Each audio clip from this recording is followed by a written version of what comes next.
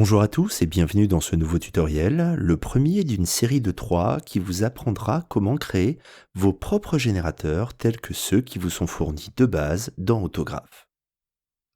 Ce générateur se devra de s'adapter à tout type de format, quelle que soit la composition, et donc de répondre au code du responsive design. Cela signifie que même si nous allons mettre en place ces éléments dans le cadre d'une composition de format Full HD, changer ce format au moment de l'appel de la composition devra modifier le positionnement de ces éléments à l'intérieur de ce format. Gardez à l'esprit que lors de la création d'une composition, nous devons définir un format, mais que ce format peut être overridé au moment de son utilisation. Ce format n'est pas figé et peut être modifié à n'importe quel moment. Nous allons ici nous intéresser aux différentes méthodes qui permettent de positionner un élément dans une composition de manière relative en fonction de son format. À titre d'exemple, nous allons ici mettre en place un générateur simulant une lentille sale avec des empreintes de doigts et des poussières disposées sur l'objectif.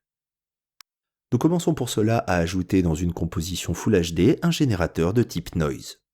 Rappelons que, par défaut, la plupart des générateurs proposés par Autograph sont de taille infinie. Quel que soit son format, ces générateurs s'étendent plus loin que le cadre de la composition. Cela est dû au fait que le paramètre Output Format, lors de l'ajout du générateur, est réglé en mode Unbounded. Mais en passant du mode Unbounded au mode Composition Format, on peut limiter l'étendue de ce générateur au bord de la composition. Si nous changeons l'affichage de cette composition en modifiant le format dans le viewer, eh bien nous pouvons voir que cette fois-ci, ce noise s'adapte au format de la composition. C'est un élément très important car cela veut dire que quel que soit le format de la composition, la totalité de sa surface sera recouverte par le noise, mais pas plus loin. Modifions les paramètres de ce noise en augmentant sa fréquence, augmentons également son contraste, et réduisons son level afin de réduire le nombre de points sur l'écran, avant d'ajouter sur ce noise un modifieur défocus. Ce modifieur va nous permettre de simuler des poussières disséminées sur l'objectif en augmentant notamment sa valeur de défocus. Il nous suffit de revenir sur le paramètre level du noise, de l'augmenter afin de simuler de plus en plus de poussières sur l'objectif. Continuons par importer une séquence d'images dans le Project Panel et passons le nombre d'images par seconde à 1 fps. En double-cliquant sur cette séquence d'images, nous pouvons l'afficher dans le viewer et voir qu'il s'agit de 6 empreintes de doigts différentes numérotées de 0 à 5. Nous aurions la possibilité d'utiliser directement cette séquence d'images dans la composition et de la positionner de manière relative au format en ajoutant sur son paramètre position un générateur Anchor to Composition. Nous commençons par définir que nous voulons positionner cet élément sur la gauche de la composition et en haut de la composition, et que nous voulons prendre comme point de repère le côté gauche et le côté supérieur de l'image que nous voulons placer.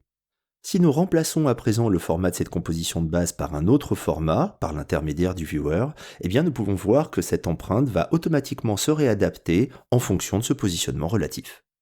Si nous voulons induire un décalage, il nous suffit d'ajouter un modifieur de type math et d'ajouter des valeurs pour x et y tout en conservant ce positionnement relatif.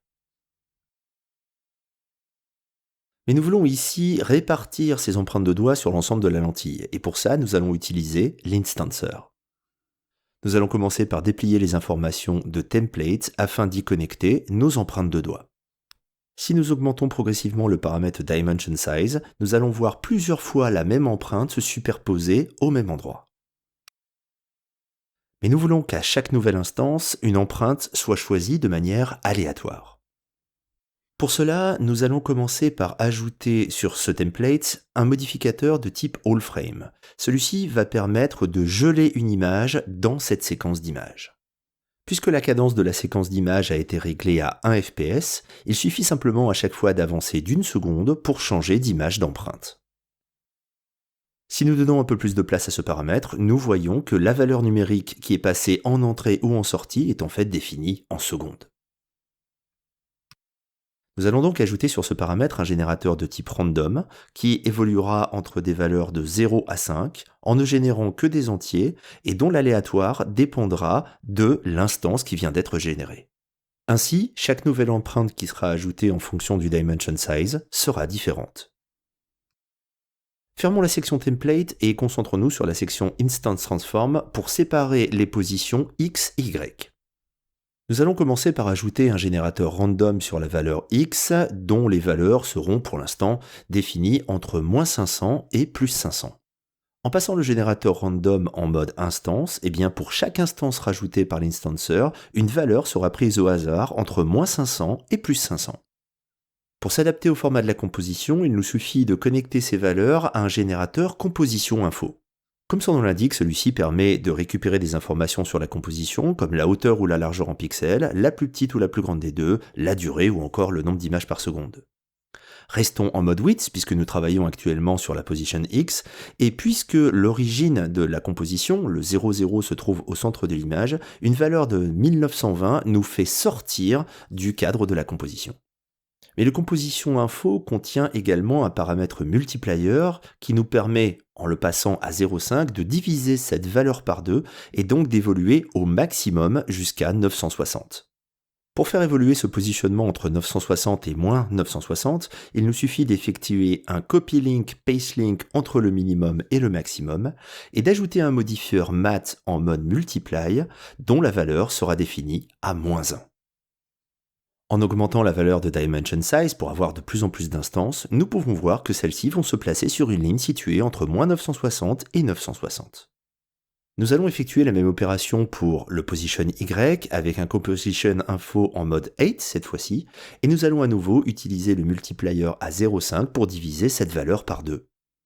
Nous effectuons à nouveau un link entre le minimum et le maximum, auquel nous allons ajouter à nouveau un modifieur mat en mode multiply de valeur -1 afin de faire évoluer ces valeurs entre -540 et 540. Pour l'instant, la répartition entre ces deux bornes ne se fait pas tout simplement parce que nous n'avons pas passé le varying en mode instance.